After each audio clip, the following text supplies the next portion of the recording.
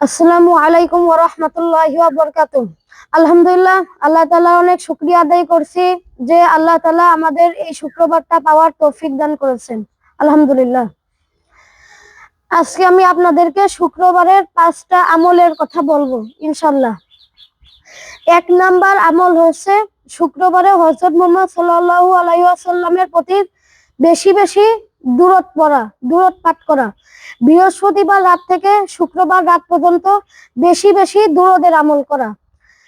Number 2, দ্বিতীয় আমলটা হচ্ছে শুক্রবারে ফজরের নামাজটা আদায় করা।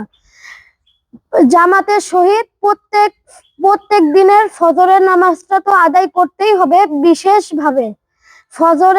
ফজরের নামাজটা বিশেষভাবে আদায় করতে হবে এবং শুক্রবারে যেন আমাদের ফজরের নামাজটা যেন মিস না যায়, এই বিষয়ে আমাদের সবাইকে খেয়াল রাখতে হবে। নাম্বার 3, তৃতীয় নাম্বার আমলটা হচ্ছে প্রত্যেক শুক্রবারে সূরা কাহাফ বেশি বেশি পাঠ করা। বিশেষ করে সূরা কাহাফের প্রথম 10 আয়াত এবং শেষ আয়াত বেশি বেশি পাঠ করা।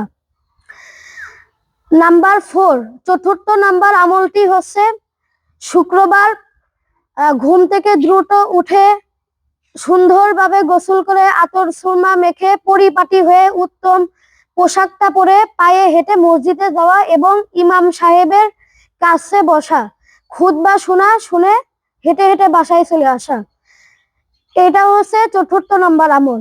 নাম্বার 5, পঞ্চম নাম্বার আমলটা হচ্ছে শুক্রবার বেশি বেশি আল্লাহর কাছে দোয়া করা, আল্লাহর কাছে চাওয়া, কারণ শুক্রবারে বেশি বেশি দোয়া কবুল হয়।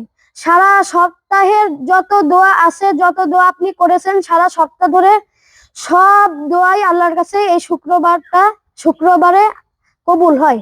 তো আপনারা সবাই আমার জন্য দোয়া করবেন, আমিও আপনাদের জন্য দোয়া করব ইনশাআল্লাহ। আসসালামু আলাইকুম ওয়া রাহমাতুল্লাহি ওয়া বারাকাতুহু।